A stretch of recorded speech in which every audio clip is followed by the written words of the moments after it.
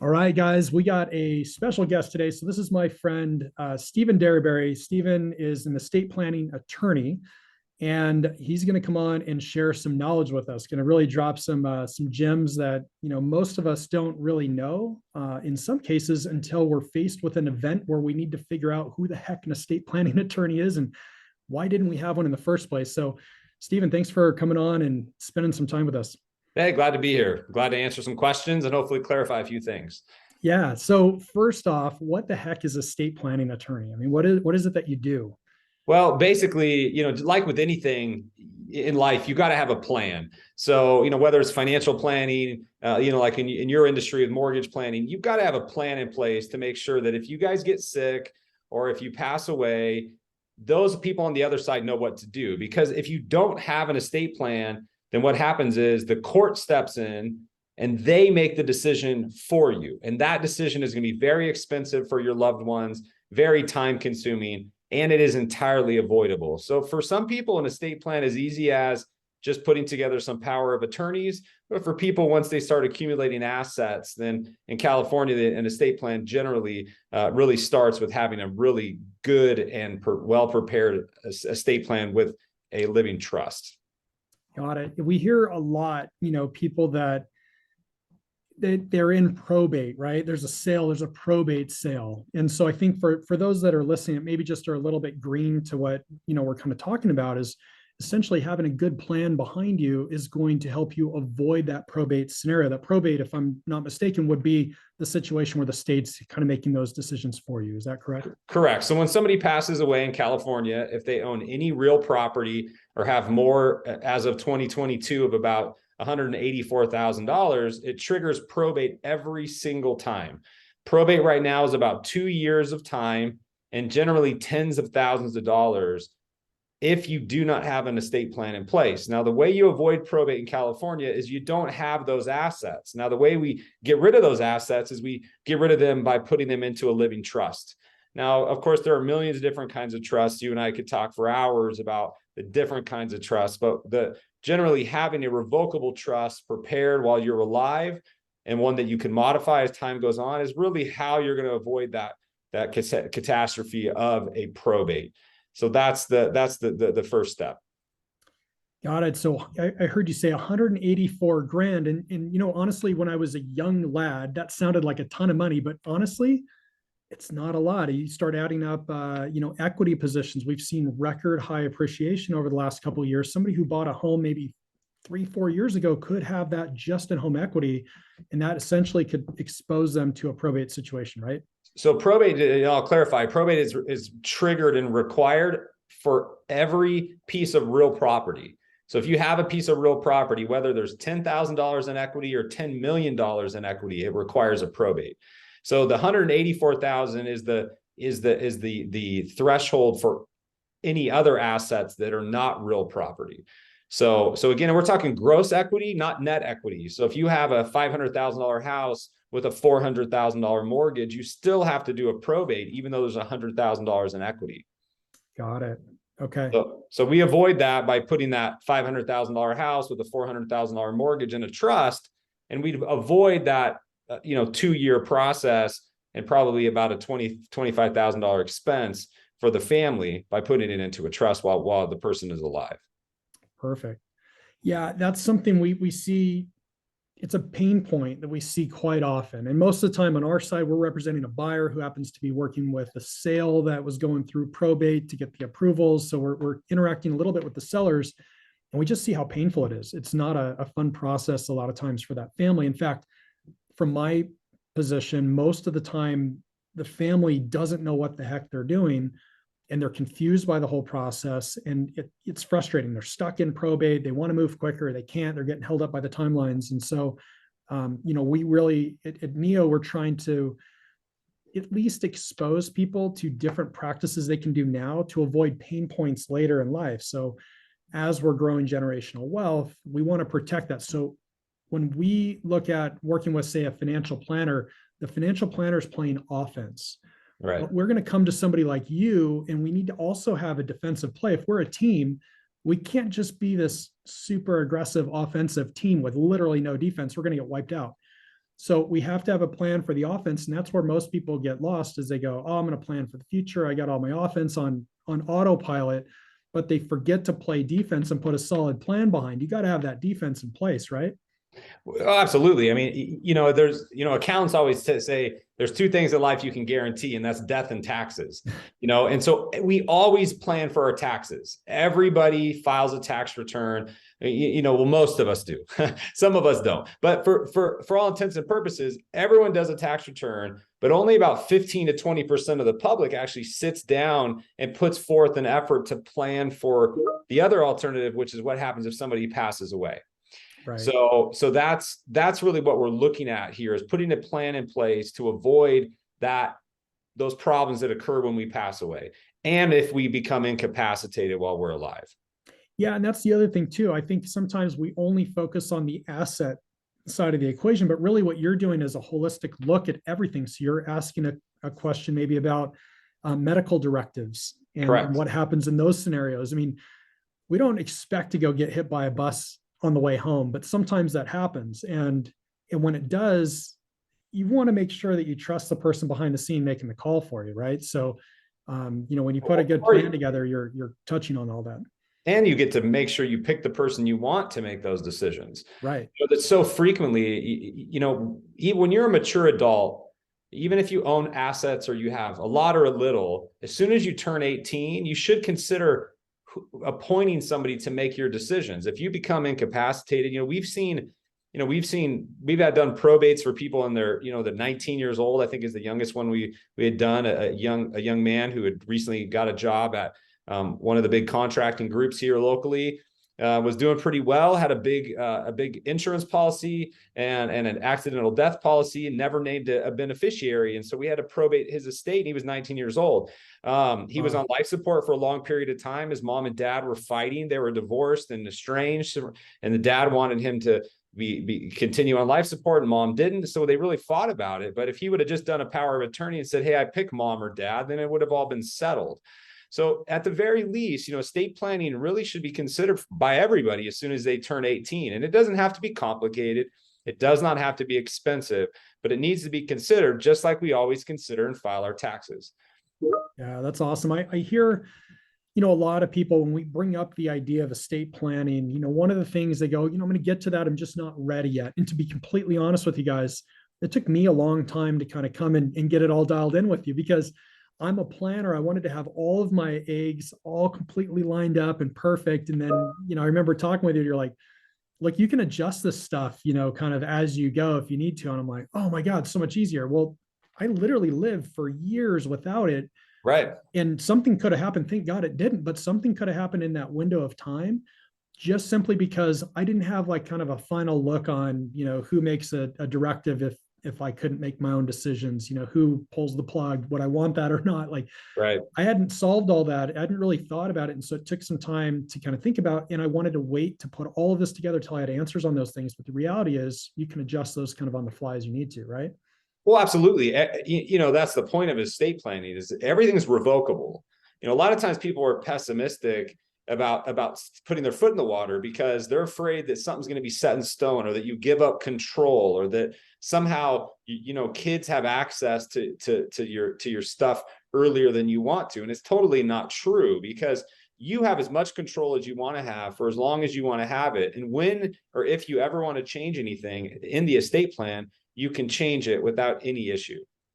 That's perfect. You mentioned kids. So here's something that I've seen a few times, where somebody builds up a good amount of wealth, and then something happens to them. The minute that kid turns 18, they're flush with cash, right? They got millions of dollars behind them, and they don't have the knowledge on how to handle that.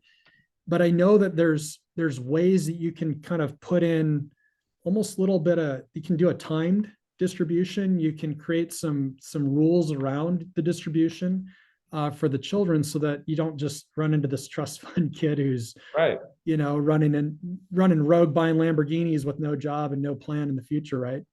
Yeah, I mean, absolutely. When you're young, and the concept of money is foreign to you because you've never had a lot of it. And if you're 18 or 19 years old, I can tell a story. I had two twin sisters. They each inherited $500,000. when they were 19 years old. I handed them both a check for $500,000. A year later, I got a call from one of the twins, and she said, well, hey, I'm out of money. And I said, you're kidding me. How in the world did you go through $500,000? And she explained a bunch of really terrible decisions, car after car after boyfriend's car after bad decision after bad decision. And she had no money. Her twin sister, on the other hand, took that $500,000, and this was in a really down economy. And she bought 3 houses, one for herself to live in and 2 rental properties. Now she's still a client of mine. She did an estate plan when she was 21 years old.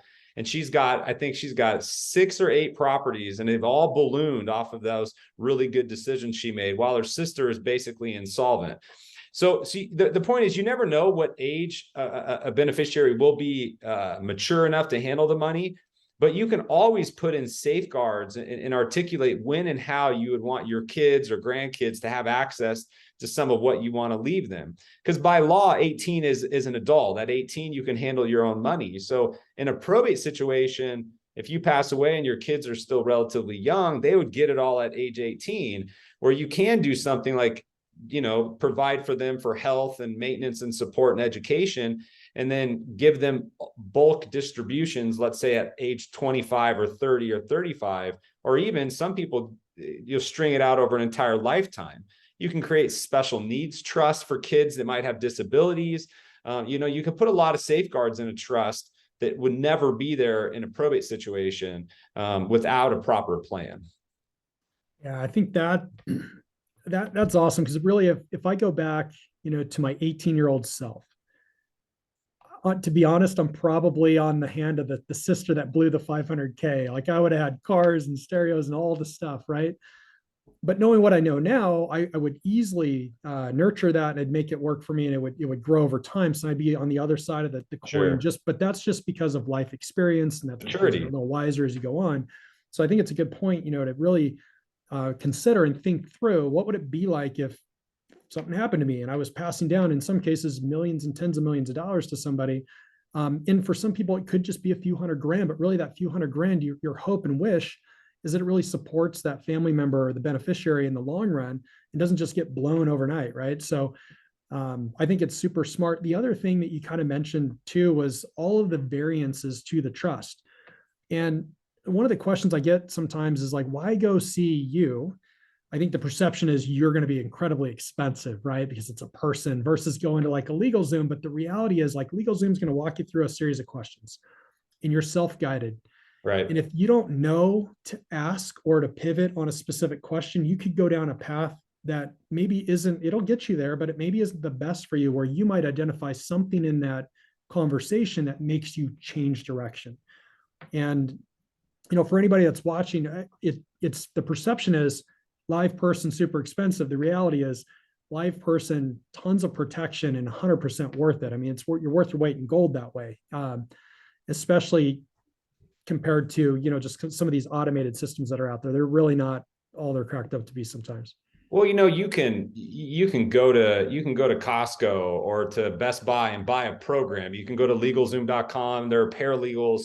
Now, the difference is that, a trust is really just, a set of pages, a document that provides your wishes. It could be 2 pages or it could be hundreds of pages. Now, the difference in coming to a practitioner is that not only have I drafted thousands of trusts, but I've also seen what happens after thousands of people have passed away. I know what to look for. I know what to put into the documents. I know what to ask, how to ask it. I want to make sure that we have protections for the family members. We have contingencies. A trust should never be one layer. There should be a number of what ifs and roads to go down if something happens, if somebody predeceases you, and you've got to always have contingencies in place. What happens if a child down the road becomes disabled? We protect for that. What happens if a child down the road ends up on substance abuse, and when you drafted the trust, they were 12 years old. You would have had no way to know that. But somebody like myself, we have the ability to put in those safeguards into the trust. We provide the knowledge behind the tax planning that happens at death. When you go to those kinds of services, you can always get something done for cheaper, but you don't get as good of a product, because they are just pre-printed form sets that are done in an effort to make it as easy as possible for them and to give you a product that you pay for, but you're not getting all the protections that are possible. And that's really why having a competent estate planning attorney to help you is really, you're going to get your money's worth. Because I can assure you, I've seen a lot of trusts from those legal Zooms and paralegals where we have to fix them when somebody dies, and it's tens of thousands of dollars because mistakes are made. LegalZoom doesn't tell you to transfer your house to the trust. That we do that every single time. The paralegals, I've seen mistakes and issues that happen. We have a license, we're insured, we make sure that we take care of what needs to be taken care of, and we see what happens on the other side. We administer the trust when people pass away. That's really where things are important. Yeah, the curiosity sometimes is where all the gold is. Right. You get curious with their question. Why would you want to do this? And the reason you're asking these things is to determine which path may be the best thing, or is there another mechanical piece you need to kind of put in place for them? So, those systems they're great for simplicity, just quick and easy. But to your point, sometimes if they're not done correctly, and then in practice, they end up costing way more money down the road. They're just not worth it that way. So I think it's always important to go meet with somebody, let somebody kind of hear you out, let somebody that's got some experience, who's kind of seen all these inner workings kind of unfold in the long run. Great way to kind of get it set up. There's a question that I wanted to ask that comes up almost every time we talk to a client, and they go, look, I'm going to buy the house in my name, but my wife or my kid or my nephew, whoever it is, it's somebody, sometimes they're not married, it's somebody maybe within the household or close to the family, they want to add them to title. And I ask them why. And every single time they go, well, because if something happens to me, I want to make sure they're taken care of. Can you talk to that for a second? Because I think there's a big misconception sometimes on, hey, just throw a name on title and they're good to go, right? Everything's cool. Yeah, that's a huge misconception. And I don't mean this to be derogatory, but that's kind of the poor man's estate plan, is that you just say, I'm going to put somebody on title to that asset. And whether it's a bank account or a home, sure, it's possible that it could accomplish your wishes, but there are tax consequences and legal consequences in doing that an estate plan would be able to protect from.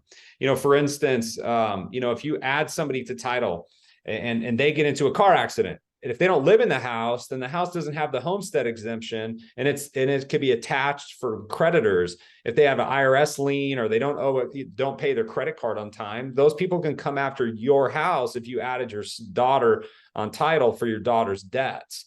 If you give it to them through an estate plan, they get a step up in tax basis when somebody passes away, as of right now, and you avoid all those issues with creditors. And there, and there's a number of contingencies. I've seen, accidents and situations happen, and not to mention all the other protections in the estate plan that can be added, with to protect people from themselves, really. It can give you the end result you want, but it's never something I would recommend. Yeah, I mean, it sounds like it kind of serves the general purpose, but it does so with a lot of extra risk that's unneeded, right? Yeah, I see this happen all the time. Client will call and say, I want to sell my house, but my daughter, my son, or my brother's on title, and they don't want to sell it. What can I do? Or they're not paying their portion of it, or they won't move out of it, or we're forced to litigate something like that. And that process could be tens, if not hundreds of thousands of dollars in litigation costs on something that could have been avoided through a trust when you've maintained full control. And you give up control if you don't have a proper agreement. Adding somebody to title is always a bad idea. Short of a spouse, about the only time it works is a spouse, because the family law system and the family law court system is actually relatively expeditious. But when it's not a spouse, you never want them on title. Yeah, that's great advice. And we've seen tax lien after tax lien come up when people are going to sell their home, and they're like, what do you mean I'm not walking away with $200,000? Like, yeah. I don't know, 50K to the IRS. It's like, well, yeah, but your cousin who you added to title, they do. Yeah.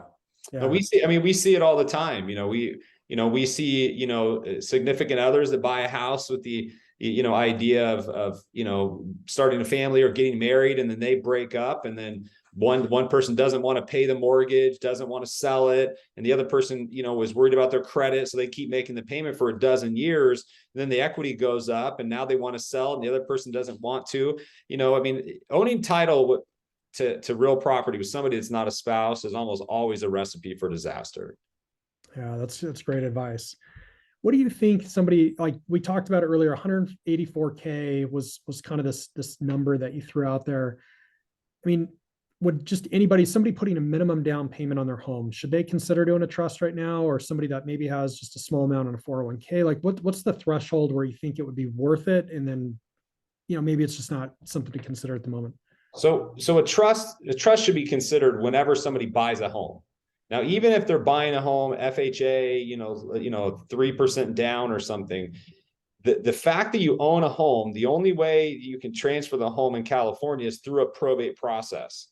So again, it's not based upon the equity, it's just the ownership of the home. So as soon as they own a home, whether there's a little or a lot of equity, they need to consider doing an estate plan, putting a trust together to avoid probate. Otherwise, their equity can get chewed up entirely in probate fees and costs. We see it a lot where somebody comes in and says, well, mom or dad passed away, I need to do a probate to sell the house. We look at it, maybe there was a reverse mortgage, for instance, on the house, and there's only 30 grand in equity. That 30 grand in equity, by the time you pay a real estate agent and you pay the probate costs, cuts all the equity out. There's no benefit in doing the probate. Yeah. But had there been a trust, we could have sold it immediately, avoided all of the attorney's fees and probate costs, and saved, some money for the family. So again, the trust, anytime you own a property, and this is something, I always try to educate real estate agents on, is that as soon as your client is buying a property, you should recommend, hey, let's make sure that we've got you covered in the event you pass away, to avoid probate for your family members. And it doesn't matter if you have kids or grandkids, or you're just an aunt or an uncle, or a son or a daughter. You need to do a trust to make sure that you've got a plan in place, because sometimes you might not like what the court would do. Yeah, for sure. And I think, kind of hearing all of this, thinking it through, what we sometimes don't do right away, we put off for the future, never actually gets done, right? There's this diminished intent, I want to get it done. And then you start to move. And then all of a sudden you're starting to redecorate the house. Next thing you know, it's 5 years later, then it's 10 years later. And all of a sudden a family member dies and you go, oh yeah, I should probably do this thing called the trust. I think that's like the trigger point, is when you hear probate, someone close to you, it reminds you like, oh, I should probably go see somebody. But until that point, until there's some pain, most of us forget about it. And so I think it's a good best practice just to bring it forward. Somebody doing a refinance, we look at it sometimes and go, hey, we're going to take out a couple extra $1,000 just so that you have some coverage for some reserve, and so you can go get your trust done. It doesn't have to be super, super expensive, and you can buy and sell property, move them in and out of the trust. There's all sorts of stuff you can do there. It's not like, once I put this home in a trust, I'm screwed, I can't sell my house. Right. You can sell your house. You can buy another house. You can have, we've talked about all sorts of stuff. Pour over wills is something that, I didn't even know existed, that you exposed me to. So I think for a lot of people that just aren't ready because they don't think they have everything all figured out, there's a lot of flexibility with the trust, with the will, with the proper plan that allows them to get something in place now and kind of build off of it later as they go. Well, I always tell my clients that, whenever we finish the estate plan, we draft and sign their trust, their pour over wills, their power of attorneys, their advanced healthcare directives. We fund their trust, transferring all their properties in. I say, hey, you need to come back and see me every 5 years at minimum, because listen, laws change, family dynamics change, people get older. Some people, have issues with illnesses. And maybe somebody you pick today, you dislike 5 years from now because of something that happened in life. You need to always consider to update it and modify it. That's why it's so important that once you start it, that's really your groundwork. From there, it's super simple to modify. As time goes on, you sit down with a practitioner, you make little minor tweaks and changes to it, and it carries on. You don't have to redo it. You don't have to worry about transferring assets in and out of the trust. Everything can stay on the same track, and you just continue to update it. It's like having an old classic car. You can pull the engine out, put a new engine in. You can always make minor tweaks and changes, but the vehicle is still intact and it's still protecting your assets. I always really give the illustration that an estate plan, a trust in particular, is like an armored truck. You have this armored truck. You're the driver of the armored truck. You control where it goes. You're going to put your assets in the back of the armored truck, your home, your bank accounts, your investments, your stocks, your bonds, your mutual funds, all your valuables are in this armored truck. You transport that for the rest of your life. If you want to spend some money, you just take it out of the back. If you want to sell your house, you take it out, put a new one in. It's very, very, very simple. And then if you get sick or pass away, that it's still intact. All we do is transition from you being the controlling person, the trustee, the driver, and we put a new person in place. And then it still continues on and protects you. And then when you pass away, it stops. The trustee opens the back and hands out what's supposed to be given based upon what your instructions are. And that's really as simple as the trust needs to be. It's just a vehicle to protect your assets from the day you sign it until the day it's all been distributed. That's awesome. That is the perfect explanation of what it is. I mean, I can visually see the armored truck kind of moving. You're in it. You're no longer in it. There's somebody that you've appointed to take over when you leave. If you got, in this case, you passed on, but if you're the truck driver and you got fired, maybe. Right. And then they do what they're supposed to do. They're just following the rules. There's a list of instructions that you get to write, and everything goes as planned to your wishes. Correct. Yeah. Otherwise, I mean, the court sets things up, for instance, blended families sometimes can be a difficult thing to plan for. You have a husband and a wife who have kids from previous relationships. They bring in different assets into the marriage. If you don't have an estate plan, when one spouse passes away, depending on how assets are titled, let's assume that they keep everything joint, although they brought different assets into the marriage, and husband dies, and then they don't do an estate plan, and wife dies. Husband's kids, depending on how long the wife dies, could end up receiving nothing in the end. So having a plan in place, it avoids all of that, because the court will do what the law says, and the law has a plan based upon what the intestacy laws provide for. But your trust can do whatever you want. If you've got a kid that's estranged from you, you don't have to give to that child. The law would, though. The law would, but you don't have to. If you want to give more to your grandkids or less to your children, you could do that in the trust. The law does not naturally provide for those sorts of things. The law would give to your kids at age 18, whether they're educated, uneducated, disabled or not. Your trust can plan for that. So, it's putting those safeguards in place. And then in 5 years, we look at those safeguards and consider if they were still valid 5 years from now. And if they are, great. We still keep the armored truck, just keeps moving, but if we need to stop it, make a tweak to it, kind of change something on it, simple to do. Yeah, that's awesome. I really, really appreciate you kind of breaking it down in such a simple way for everybody to digest.